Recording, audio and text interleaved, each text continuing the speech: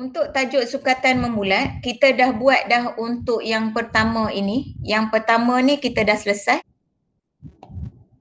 Penukaran radian kepada darjah dan sebaliknya. Yang ini kita dah buat di mana bila kita nak tukar sesuatu kepada darjah mesti 180 ke atas, berada di atas, pi di bawah. Dan apabila nak tukar kepada bentuk radian, pi yang berada di atas, 180 ke bawah. Okey, ini pun kita dah buat. Kemudian seterusnya panjang lengkuk suatu bulatan, ini pun kita dah buat, iaitu kita menggunakan S sama dengan J theta. Okey, formula dia adalah S sama dengan J theta. Kemudian dia kata perimeter tembering. Perimeter tembering pun dah kira, iaitu di mana dia kira yang ini. Ini adalah tembering . Ini adalah tembering dia. Perimeter tembering dia yang ini. Maka ini adalah formula dia. Okey. Tetapi yang ini bergantung kepada soalan lah juga. Ini kalau dia suruh cari tembering, kalau dia suruh cari suatu sektor, kita kena tambah dengan dia punya sisi yang lain. Okey, seterusnya luas sektor suatu bulatan pun kita dah kira. Yang ini pun kita dah kira, iaitu setengah J square theta. Yang ini setengah darab J kuasa 2 darab theta. Okey, sekarang luas ini kena faham luas ini sama dengan 1/2 J darab dengan J darab dengan theta. Kenapa saya kata J darab theta? Sebab J square ini adalah J didarabkan dengan J. Okey, J darab dengan J itu adalah J square. Jadi saya boleh juga cakap macam ni. L sama dengan 1/2 J. Okey. Yang ini darab dengan S. Di mana saya dapat S ni? Ini. Okey. Formula dia kan setengah darab J square theta ataupun setengah darab J darab theta. Jadi J theta ini adalah sebenarnya S, panjang lengkuk. Jadi pada formula luas tu kita boleh masukkan dia juga panjang lengkuk. Katakanlah kita dah tahu panjang sesuatu lengkuk, kita boleh menggunakan formula panjang lengkuk tu, kita terus darab sahaja dengan nilai dekat sini, iaitu nilai S tu.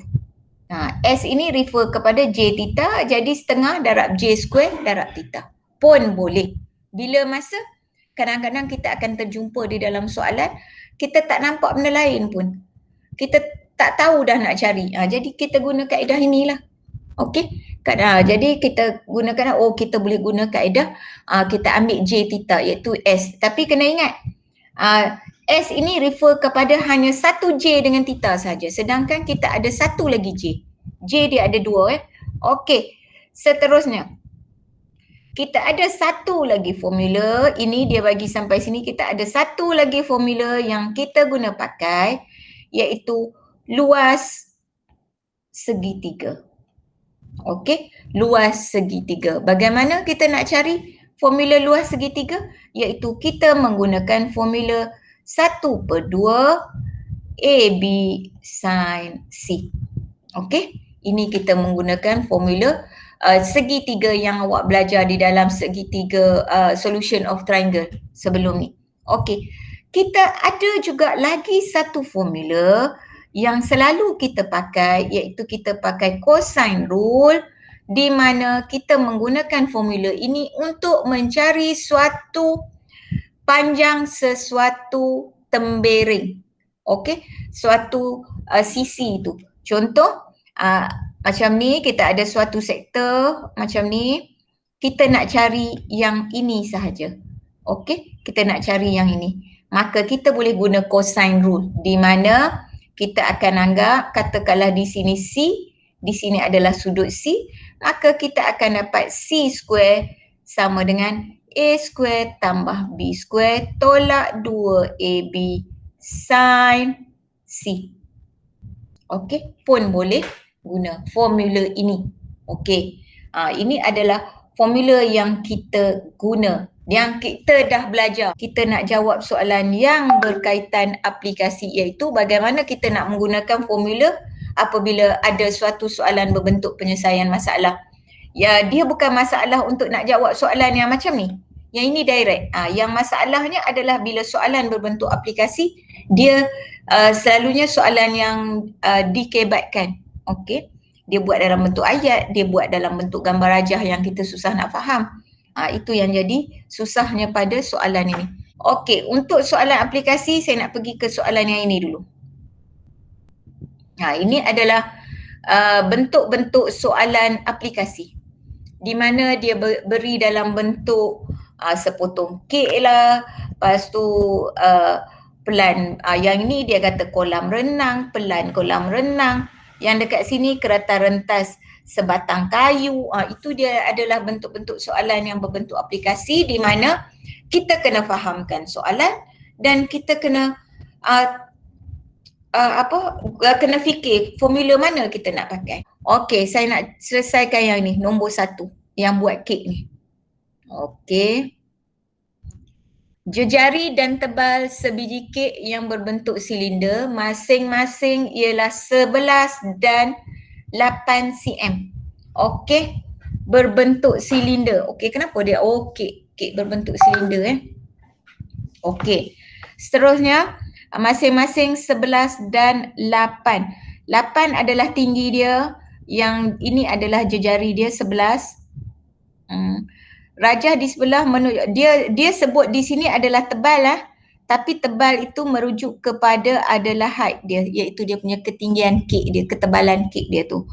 Okey, rajah menunjukkan di sebelah menunjukkan sepotong kek yang telah dipotong dengan keratan rentas seragam, bermaksud dia potong seragam lah. Kalau sebiji kek tu bermaksud dia potong siap, dia dah, contohnya dia macam ada acuan, dia dah potong siap macam ni. Tapi kita tak tahu banyak mana dia potong. Okey, dia potong lebih kurang macam ni. Dan setiap bahagian dia akan jadi yang macam tu. Itu maksud dia. Itu adalah setiap bahagian, tapi dia kata di sini sama. Okey, seragam. Bila dia kata seragam bermaksud setiap sudut di sini adalah samalah. Berbentuk sektor bulatan POQ yang di sini dan berjejari 11 diberi POQ adalah 40. Dia kata sini adalah 40 bermaksud ini adalah 40 cm. Okey, ini adalah 40 cm. Jadi ini dia kata 40 darjah, 40 cm, 40 darjah. Okey, dia kata hitung perimeter dalam cm sektor POQ. Bermaksud dia tak nak kira yang ketebalan lagi, dia nak kira yang segitiga tu dahulu. Jadi bila dia nak kira sektor POQ punya perimeter, bermaksud awak kena faham. Okey, sektor POQ, perimeter bermaksud perimeter keseluruhan segitiga yang ini. Okey, segitiga mana? Kalau ada segitiga ni, dia kata nak ini, dia nak ke semua ni. Okey, itu dia nak ke semua tu. Itu dia bukan segitiga, dia sektor bulatan tersebut. So, kaedah pertama, bila dia kata sektor sahaja, maka formula S sama dengan J theta. Jangan sesekali guna formula S sama dengan J theta tapi theta adalah di dalam darjah. Tak boleh. S sama dengan J theta adalah formula yang menggunakan radian sahaja. So, nak tak nak 40 ini kenalah didarabkan dengan pi per 180. Kena tukarkan dia kepada bentuk radian. Okey, jadi bila nak tukar kepada radian, mesti pi berada dekat atas. So 40 darab dengan pi per dengan 180, maka saya dapat di sini adalah 0.698. Okey, ini adalah dia punya radian, dalam bentuk radian tadi. Okey, sekarang baru dapat sudut di dalam radian. Dah selesai ke soalan? Belum. Kita belum lagi menggunakan formula S tu tadi. Sekarang kita guna formula S. S sama dengan J theta. So S sama dengan J. J jejari berapa? jari 11. 11 darablah 0.698. So saya akan dapat S sama dengan 7.6794. Saya ambil lebih sedikit. Okey, sekarang ini jawapan untuk lengkuk sahaja. Adakah dia nak tahu lengkuk? Tidak. Yang dia nak tahu adalah perimeter. Bila nak tahu perimeter, perimeter adalah sama dengan S tu tadi 7.694 tadi tambahlah dengan sisi yang ini berapa? Ini 11, ini 11. Sebab dia kata di sini 11, maka sebelah ini pun 11. Okey, yang ini tadi adalah ini 7.694.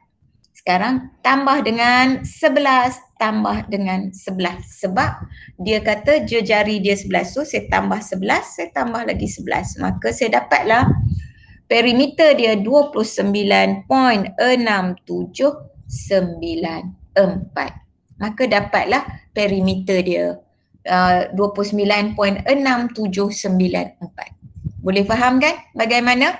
Seterusnya, dia kata luas dalam cm sektor POQ. Dia nak luas dia pula. Luas keseluruhan ni pula. Dia nak berapa luas dia ni keseluruhan ni. Luas sama dengan 1/2 J square theta. Okay. 1/2 J square theta. Sekarang saya nak cuba guna formula 1/2 J S. Boleh juga. Kalau saya tak nak guna J square theta pun sama. Maka 1/2 darab dengan jari dia 11 darab dengan S. S dia tadi adalah ini. Ini adalah S. Saya boleh darab 7.6794 pun boleh. So saya akan dapat jawapan dia. Okey, luas 42.236. Katakanlah kita tak nak guna formula ini. Kita nak guna yang asal pun boleh. Kita kena darab macam ni. 1/2 darab dengan 11 kuasa 2 darablah dengan jari. Jari dia tadi berapa? 0.698. So kita darab je lah. Okey. Okey. Saya akan dapat 42.236. 237 lah. Sebab yang ni saya buat direct. 237 lebih kurang sama. Jadi ini adalah jawapan dia. Sama sahaja kedua-duanya. Yang ini saya menggunakan formula yang saya sebut tadi. S dia ni saya ambil daripada S dekat bawah. Sebab J dia J theta. Tapi yang ni saya menggunakan formula yang asal. Yang ni formula asal. Okey, kita dah dapat dah soalan yang ni Luas dah dapat. Perimeter dah dapat. Sekarang dia tanya isi padu. Isi padu ni macam mana dia kita nak kira? Okey, sekarang kita kena ingat sepotong kek itu, isi padu bagi sepotong kek itu. Bila kita nak kira isi padu, kita kena ingat ini adalah bentuk right prism. Right prism, formula dia kalau awak tengok, formula dia adalah right prism RA prisma tegak. Formula dia adalah cross sectional area dia darab dengan length LEN. Dia darab dengan length atau keratan rentas darab dengan tinggi. Luas keratan rentas darab dengan tinggi. Tapi untuk kes yang ini, untuk kes kek ni, dia kata isi padu sepotong kek. Dia dah sebut dah dekat sini, keratan rentas. Maka bagaimana kita nak cari isi padu dia? Maka isi padu dia adalah luas keratan rentas kena darab dengan tinggi. Luas keratan rentas darab dengan tinggi. Manakah luas keratan rentas dia? Okey. Maka luas dia adalah ini. Okey. Ini yang atas yang kita kira ni tadi. Yang kita kira ni tadi ini adalah dia punya keratan rentas dia sebab keseluruhannya mempunyai bentuk yang sama. Okey, ini adalah luas ke rata rentas dia, ini adalah tinggi. Tinggi adalah 8. So, berapa kita dapat tadi luas ke rata rentas tadi? Luas dia kita dapat 42 kan? So, untuk soalan itu bermaksud luas ke rata rentas 42.2367 tadi kita darablah dengan tinggi berapa? 8. So kita darablah dengan tinggi. Tinggi dia adalah 8. So darab dengan 8. Maka kita dapatlah 337.896. Itulah dapat keseluruhan isi padu. Bermaksud isi padu kek ini. Keseluruhan kek ni dia punya isi padu dia itulah. Bermaksud 42 tadi kita darab dengan tinggi dia 8. Itu memang formula untuk mencari tinggi tadi. Untuk mencari isi padu untuk kek tersebut. Okey, seterusnya. Soalan next, ini dah siap. Soalan yang B. Dia kata jika jisim sepotong kek itu adalah 150 gram. Hitung jisim dalam gram sebiji kek. Jadi sebelum kita kira 150 gram tu, kita kena tengok berapa pieces dia potong kek tu. Berapa potong dia potong ni tadi. Sebab kita nak tahu dia potong ni dia dapat berapa. Jadi bagaimana cara kita nak potong dia? Nak tengok berapa keping. Sekarang awak tengok dekat sini ya. Tengok. Paling senangnya kita nak tahu setiap ini adalah 40 kan? 40 darjah. So ada berapa? Satu bulatan adalah 360 kan? So satu bulatan adalah 360 darjah, bagilah dengan 40. Sebab dia kata satu kek 40. Maka kita akan dapat 360 bagi dengan 40, kita akan dapat 9. Bermaksud 9 potong kek. Katakanlah satu kek dia tu tadi dia kata 150 gram. Maka 9 potong kek kita akan dapat 9 darab 150. Sama dengan 1350 gram. Dia cakap berapa dalam gram. Kalau dalam gram dapat 1350 gram. Katakanlah takkan nak guna 9 nak guna 40. Kalau nak guna yang kita kira tadi kan awak kira dapat yang ini 0.698. Kalau awak nak kira yang guna 0.698 boleh. 360 adalah 2 pi. Kita bahagilah dengan 0.698. Okey. Kita akan dapat sama dengan 9 juga. Tetap yang sama. 9 darab 150 maka dapat 1350 gram. Okey, boleh? Cuba buat nombor 2 sekarang. Okey. Rajah menunjukkan pelan bagi sebuah kolam renang dengan kedalaman. Okey. Kalau saya lukis balik kolam ni dia macam ni. Kolam dia macam ni tetapi dia adalah macam ni lah. Ujung dia macam ni. Lepas tu dia macam ni. Okey, dia jadi macam ni. Ini kolam dia. Kalau saya lukis balik lah macam isi kontainer makanan tu. Dia akan ada dia jadi macam ni. Dan dia kena faham bahawa ini adalah 12, sini adalah 8 dan dia kata kedalaman seragam dia adalah 1.5. So ini adalah 1.5 meter dia punya kedalaman. Okey, itu kalau ikut saya lukis lah.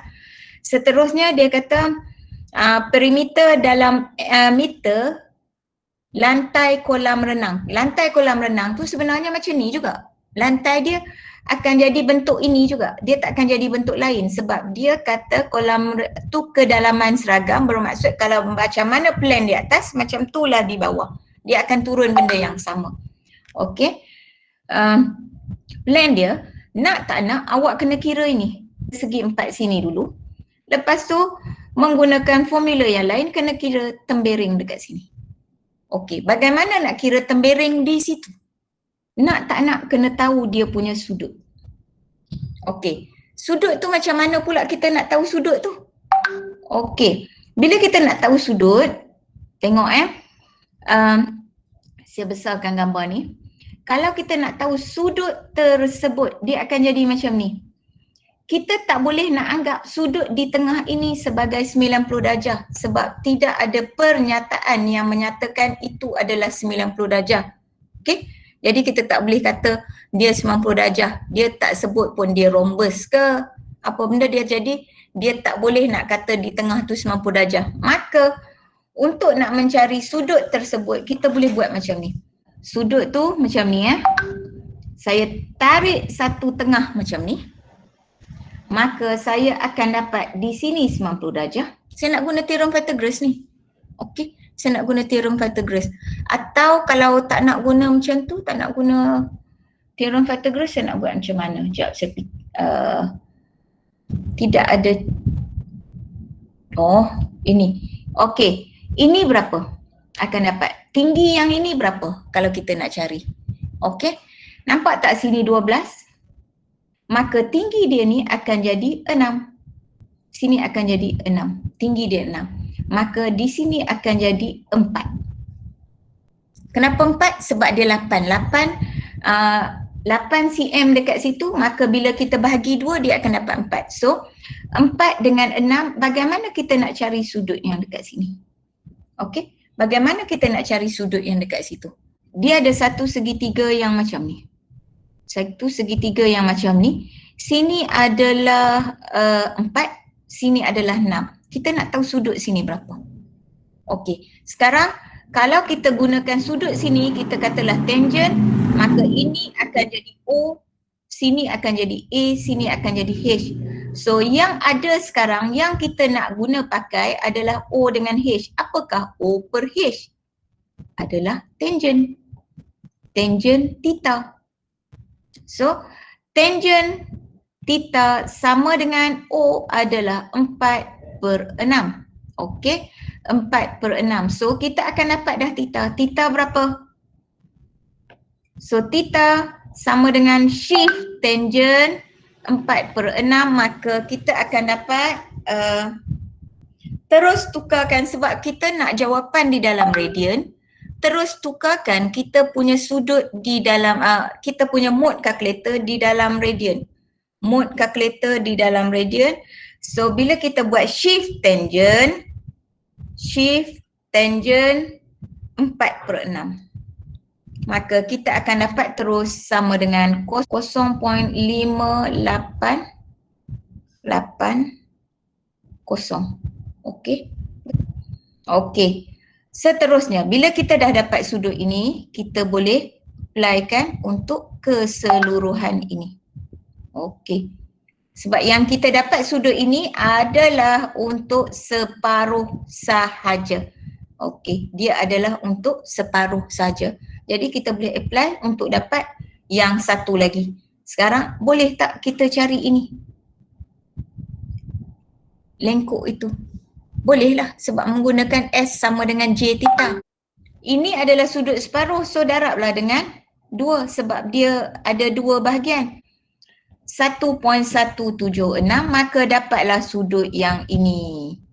So macam mana nak kira? Dia kata perimeter kan? Perimeter untuk lantai kolam. Bila perimeter lantai kolam, nak tak nak awak kena kira ini dahulu. So ini kita akan menggunakan formula S sama dengan J theta. Okey. S sama dengan J theta, kita akan dapat S sama dengan J theta. So S sama dengan J adalah berapa? Jejari dia. Jejari dekat sini. Okey.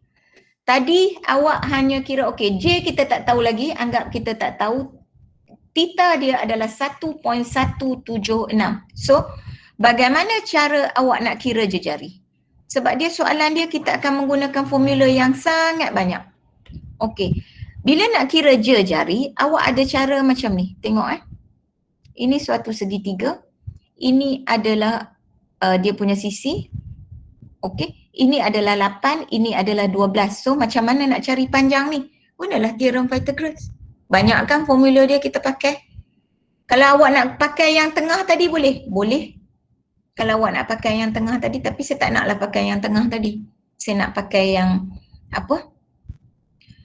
Ni saya memang nak guna formula yang ini 12 kan. So nak cari hypotenuse. Ini hypotenuse, ini adalah dia punya sisi lah. So nak dapatkan ini adalah hypotenuse kuasa 2 sama dengan 12 kuasa 2 tambah 8 kuasa 2. Nampak tu sama dengan 208. So kita nak tinggi sahaja. So 208 maka akan dapat 14.4222. Tetapi 14.222 ini adalah untuk keseluruhan. Yang kita nak tahu adalah panjang ini saja, maka yang ini kita kena bahagi dengan 2 lah. So bahagi 2, maka kita dapatlah panjang dia 7.2111. Dapatlah 211, ini akan dapat 7.2111. Maka ini adalah sektor bulatan tersebut. Maka ini akan dapat 7. Theta dekat situ adalah 7.2111. So sini 7.2111. So dapatlah S sama dengan dapat 8.481.